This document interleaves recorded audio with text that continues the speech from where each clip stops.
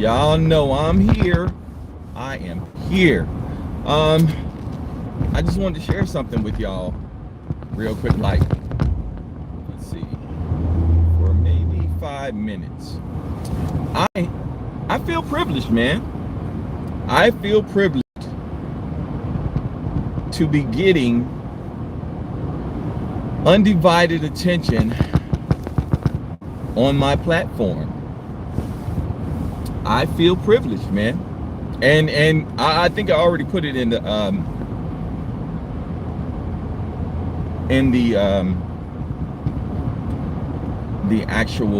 statement of what the video is about. So I'm just gonna go ahead and speak freely. I feel privileged to find that my videos are glitching out. Some of them are glitching out and acting funny, which I call SBing, shadowing the rubber band, or to just say it plain and simply, being shadow banned. That's just about as plain and simply as I can do. I can say it. It's gotten to the point where it's now, it's always something different that they're doing. Now I'm noticing, when at first my regular live videos like this video, once it actually posts, I'll have to be sure to go in behind it and open it up to being public. And so I'm noticing now that all of my videos, as soon as I get ready to publish it, I have to go through. You just have to do your due diligence. And if you're saying something to me in the chat, I don't know, because I'm not able to really look down. I'm going to pay attention to this traffic because it's really heavy traffic. And there's a beautiful ass rainbow up here. There's a beautiful rainbow. But yeah, man, it's like just seeing. I forgot. I just lost my train of thought. I forgot what I was just saying. But just seeing that that these people are giving me undivided attention is something else, man. What am I saying that's so detrimental to your platform, or that will be so detrimental to Earth, that you would put the kibosh on my free speech? You know, like and it's so poignant that I say shadow banning, because I remember when I first noticed it.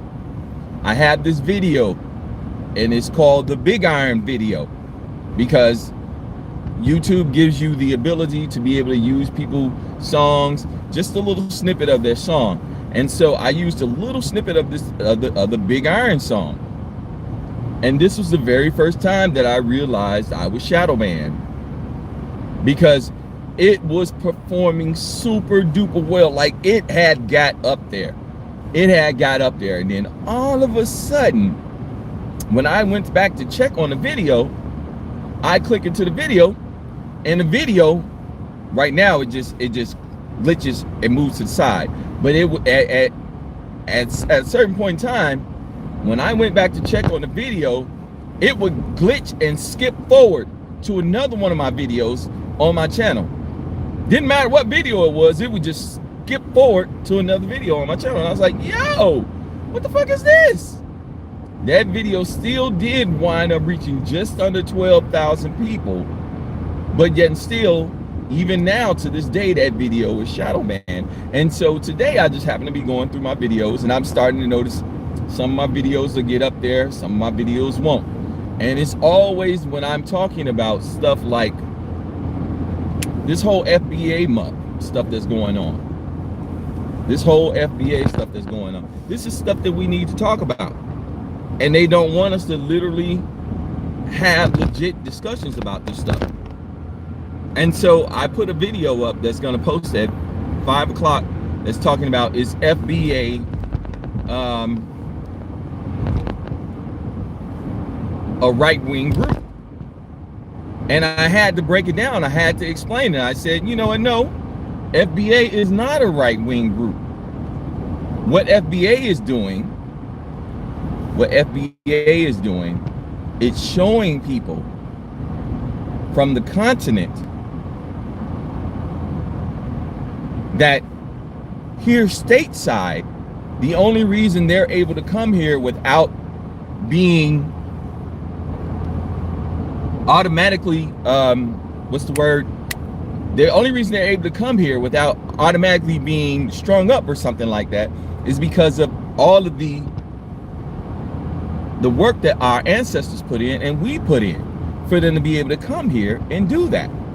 And so what happens is people are coming here with the tribalism mentality, and they separate themselves from us as if FBA, as if Black Americans were a certain tribe. So they'll break into their own tribes, and we see it in the news right now.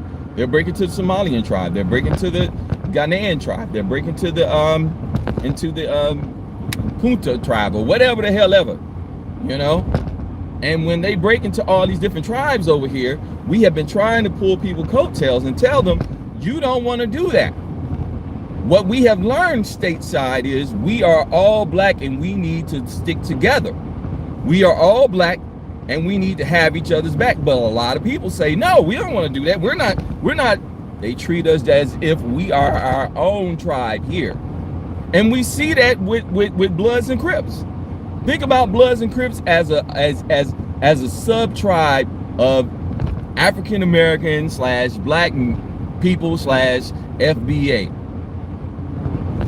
But look at the Bloods and the Crips as like how the Somalians have distanced themselves, or how whoever else the Ethiopians have distanced themselves. And now when it comes to people getting in trouble with the law, or when it comes to people saying, hey, on you, now you want us, these so-called FBA, to come to your rescue, to have your back, when we are purposely telling you at the very beginning, no, you don't want to separate. We see that it's a failed thing that you're doing over on the motherland when you separate into all these different nations, into all these different tribes. When you're separating yourself like that, you're dividing and you're conquering, you're letting them conquer your own selves. You're straight up giving, you are just basically giving in to divide and conquer. And when people come here stateside, and they choose to go off into their own groups, they're automatically bringing that tribalism mentality from the motherland. And it's understandable because it's something that they have grown up in. But we have seen how that doesn't work with the Bloods and the Crips. And we stick together as Black Americans or as FBA now because we want to remain jailed. We want to remain congealed and together. And because we know that we are stronger as a group of people versus a splintered group of tribes. So when you bring in that attitude over here of y'all don't know what's the shit that they say? You know, people got their certain words that they say about us, and then they say that we don't know our heritage, we're lazy, we're this, that, all the little talking points. All the little talking points that people normally share about FBA, that has been the same talking points that they are stating, because it's been drilled into them. It's been drilled into them on the continent. When you think about it like this. You're on the continent and you need to help these people. Why do you need to be there for generations as a missionary? If you can't help these people in about 10 good years, why are you still here generations? I am talking like 20 years. You going over there serving missionary, 20 years. Look how many times that, and of course these people get a chance to spread their bullshit They get to tell them whatever the fuck they want to tell them. And when you go stateside, don't mess with these people. You know, it's something that we should all be aware of, because the FBA movement is showing you one thing. It's showing you one thing. The FBA movement is showing you one simple fact. Together, as a group of people, we are stronger than breaking up into Bloods and Crips, meaning two different tribes. We are stronger than, as a group of people, as FBA or as Black Americans. We are stronger together, and we have been able to make changes together versus the way people are bringing over their tribalism mentality of coming over and saying, oh no, we don't want to mess with you. We don't want to associate with you. And a lot of people are learning that lesson the hard way right now. That's why he was able to, that's why the Orange Man was able to turn around and say, all right, Ethiopians, y'all got to go. All right, Somalians, y'all got to go. You know what I'm saying? So this is something that I just wanted to share. Oh, it's been 11 minutes. All right, I'm gonna let y'all go. But it's something that we need to know, that needs to be said, that we have seen how splintered nations, a bunch of different nations, and we have seen how a bunch of different tribes don't work well on the motherland. They don't work well on the motherland. Plain and simple. And so if you try to bring that same mentality over here, it's only right, it's only natural that we're going to say, all right, you know what? We need to band together to make sure that what's going to happen to them doesn't happen to us, because they're going to come for them sooner or later.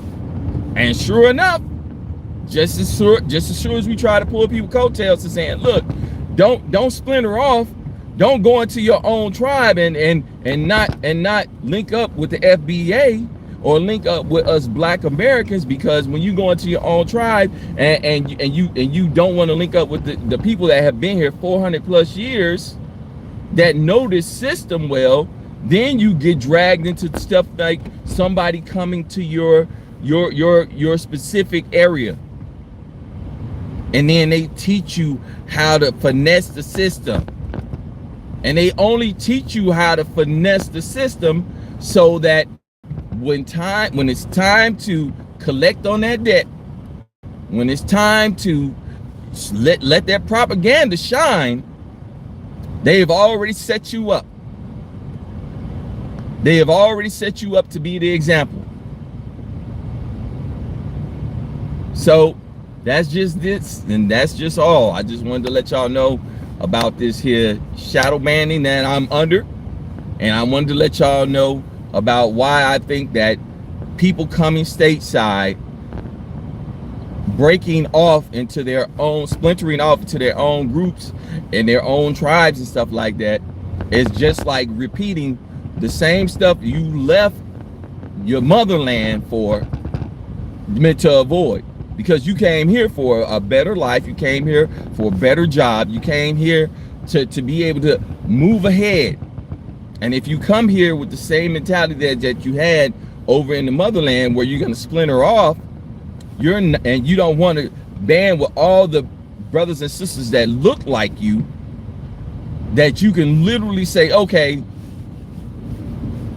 I know they treating y'all wrong, so I'm gonna get with y'all and we gonna stick together. And then people, here's something else. I gotta go a little bit further. People saying they're sorry and we need a timeout and we need to have a peace talk and we need to pull together now, this and the other. It's almost, it's not that it's too late, but you have to recondition your mind first. You have to recondition your mind, and just saying, oh, okay, we with you now. We understand now, we with you. No, that's because you're trying to congeal together with someone because you're under attack. And then people Where do you stand in moments of peace?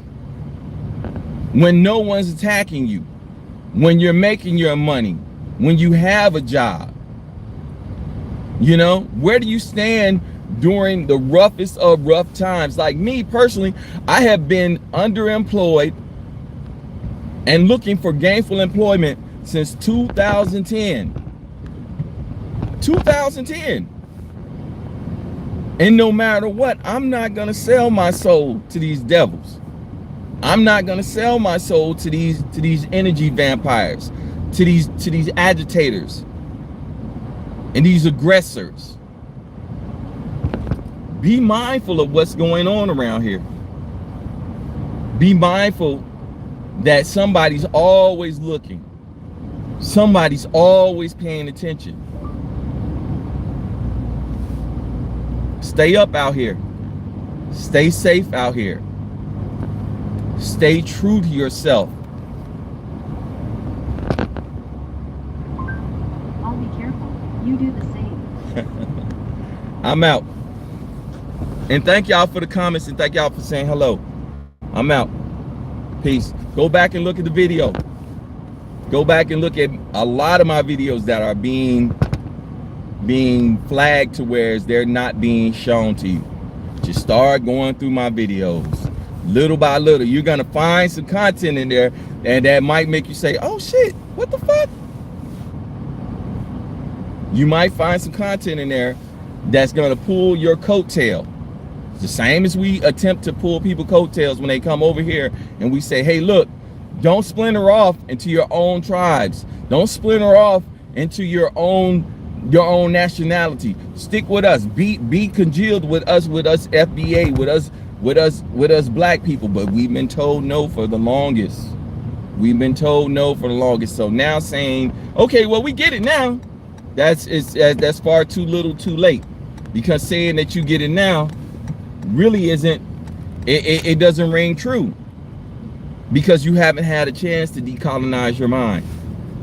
Once you stop believing in the bad stuff, and there's a lot of people that have stopped believing. Once you stop believing in the worst of us,